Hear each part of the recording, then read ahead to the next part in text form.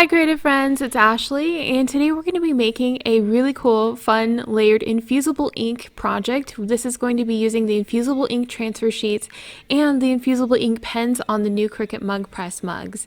So if you haven't yet, make sure to like and subscribe, hit the notification bell, and I have a brand new crafting group for using the Cricut Mug Press, so make sure to check it out in the description box. Let's get crafting. Let's talk about what supplies you'll need for this project. So you're going to be breaking out some infusible ink. Cricut has infusible ink sheets that are specifically sized for the mugs if you want the convenience factor. But if you already have infusible ink in your collection, I have some that in the larger rolls, you can totally use that too. So I already have been making some projects using these. This is the watercolor splash patterns. They're really pretty, but I'm going to use this light pink one. I think this is going to be perfect because it's a nice neutral background for showing off our design. So I'm going to use that. You'll also want to have the infusible ink pens. These go inside your machine to draw for you. A Cricut mug. That's what I'm using. This has a specialty coating so that this binds directly into the cup itself. You'll want something to make sure that your mug is clean. You can use a lint-free cloth or something like an alcohol swab beforehand. And you'll also want some heat tape. This is heat-safe tape so that the heat doesn't interfere with the design. You'll also want your Cricut Mug Press and something that's heat-safe to place your project on while it's cooling. And I'm also using a Dollar Tree oven mitt just to help remove it from there, just to protect your hand. Doesn't hurt to be extra safe. For this example, I'm using the Cricut Maker to cut our infusible ink. You can use the Cricut Explorer series machines as well, or you could use something like the Cricut Joy. So you'll want to make sure first that you have your infusible ink pen inside clamp A. They also tell you which direction they go, and that way you can line this up. So just make sure to open side A. You're going to pop this down until you hear it click. If you're using the Joy, you don't need to wait until you hear it click because the Joy doesn't actually make a clicking noise with that. So we'll close that one up. We have in side B the standard fine point blade. So that's the one that comes with the machine. We're going to make sure that's inside B. We're going to use our green standard grip mat, and if you look at the infusible ink, there's a shiny side here, and then there's this side with the color. So make sure your hands are clean and dry before we work with infusible ink. We're just going to center this on the mat. This is kind of a paper texture, so it will kind of try to curl up a little bit, which is why it's important to make sure it's applied evenly to your mat. And just lightly press it down so that way it's adhered. You don't want to rub your hand over it because this is ink and we don't want this to transfer off onto our hands here. We're going to go ahead and press the arrow button here. And once the Cricut symbol is flashing, we know that it's ready to go.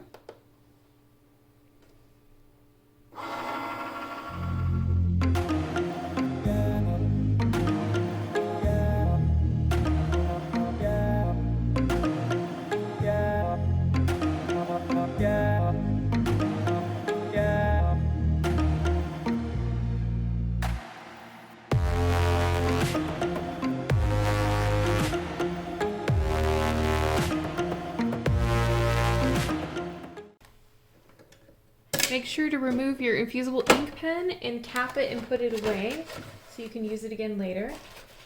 Let's go ahead and remove this from the mat. So we're going to flip it over. We're just going to roll this back.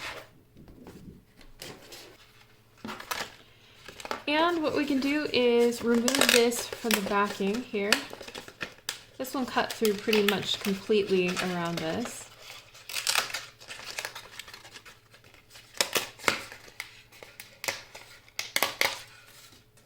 So now we just have the wrap here. And we're going to weed off the excess portions. So the easiest way to weed is just to roll it around and it releases very quickly. So this is kind of a tape, paper texture on top of the tape here.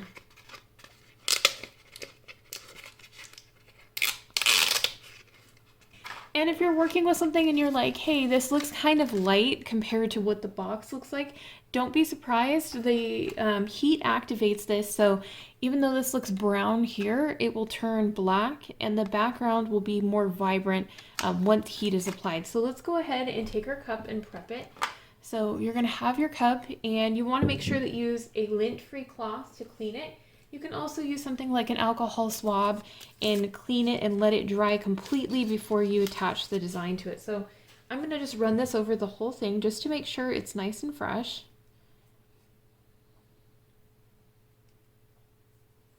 We're going to let that dry.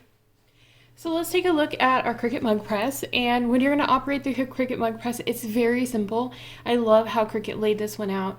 So there's a power button that you'll use to turn this on, and it has an indicator that lets you know as the project progresses. Also, if you take a look at it, you'll notice that there is a slot to place the mug inside of. I haven't heated this up yet, so we're taking a look at it first. There's also this lever that you can use to press down the mug press. So what you'll do is you'll take your mug, you'll place it inside of here, and then you'll squish this down and it will close in around your mug. So I don't want to do that yet until we're ready. So it's very simple the way the process goes. I'm going to go ahead and heat up our mug press before we get started. So I'm just going to turn this on, and you can see the indicator light is red. It's going to take some time and get preheated. While that's preheating, let's go ahead and attach our design to our mug here. So the first thing that we're going to do is think about centering this on our mug. So there are these little tabs on the side that you can use to help hold your project in place as you're placing it around. So the key when you're working with the mugs is to make sure that you're centering your design so that it's covering just around the top edge here, the bottom edge here, and then you want to make sure it's even where the placement is. So these tabs will really help you keep it in place. I recommend holding it by the handle, and you can kind of close this around here pretty tightly. Figure out where it lines up the closest, and then so I can see there's an edge there, there's an edge there. I can place that side down. So you're just going to place one side down first, and then you want to make sure that this wraps tightly around it. So take a look at the top, you can see that's wrapping tightly. Look at the bottom, make sure that's wrapping tightly, and hold it with firm pressure while you're placing the wrap around it, and then you're just going to roll the tape down. If you want an extra layer of security, which is something I like to do, I went ahead and cut a few pieces of tape ahead of time. This is the heat transfer tape. This tape can be used for any application where you're applying heat, such as with an easy press or the Cricut Mug Press, and it really helps to keep your project in place without changing up the results. So there are these tabs that kind of overlap each other there. You can, if you need to add a little bit more tape to press this in, you totally can, but I'm just going to add another piece of tape here just as a caution, and just really take a look at the top, make sure that everything is lined up exactly how I want it.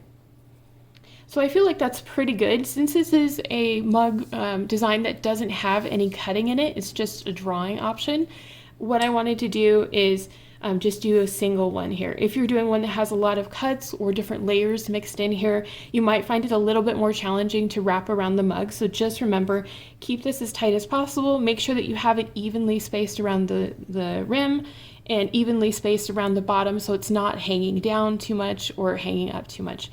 Because we're going to place this on a flat surface, we definitely don't want this to hang down too far on the mug itself. So let's go ahead and I'm going to pull the mug press over here. So let's talk about how you place your mug inside the mug press. Something to keep in mind is that when you're placing this in, you see how there's kind of an opening gap.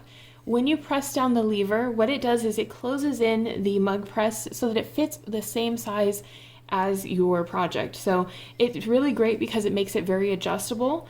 So when you're closing it around, just make sure that the mint color here for the heat plate is covering where you have your transfer on the edges. So you have your edge of your transfer here and your edge of your transfer here.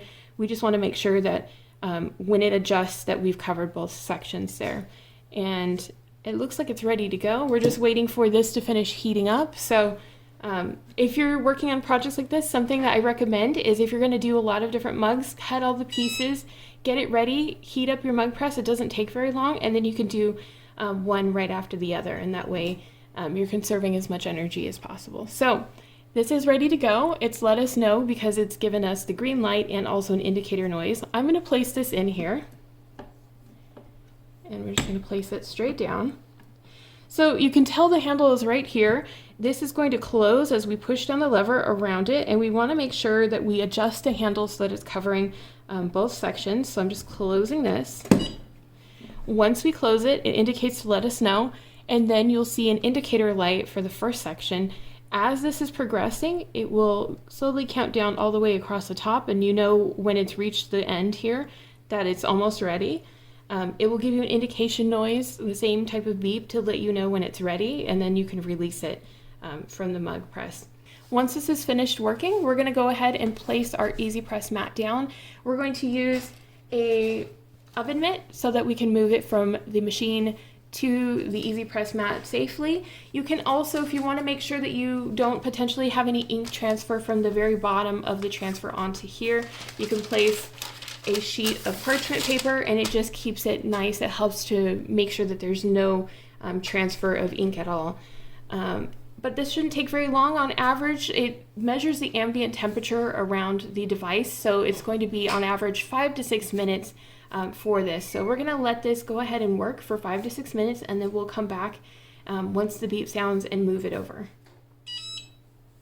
Okay, you hear the beep. It lets you know that it's ready. We're going to release this, so we're just going to remove that up. And now we're going to take this by the handle with our oven mitt. We're going to set this aside here so that it can cool down. We want this to cool down completely, so we're just going to leave this alone, let it sit and do its thing. Once it's completely cool to the touch, we can remove the outer ink. And this is a great time, if you have another mug that you're working on, to add it to the press and get that one going too. Okay, so our mug has cooled down. It's nice and cool. You can kind of see before we unwrap it what it looks like. It changes the color on the background here because it removes all of the ink and implants it into the actual project here. So we're going to go ahead and remove this piece of tape and remove the wrap and see how it turned out. And the tape does overlap here, so we'll just take wherever the top section is for the tape and unwrap that.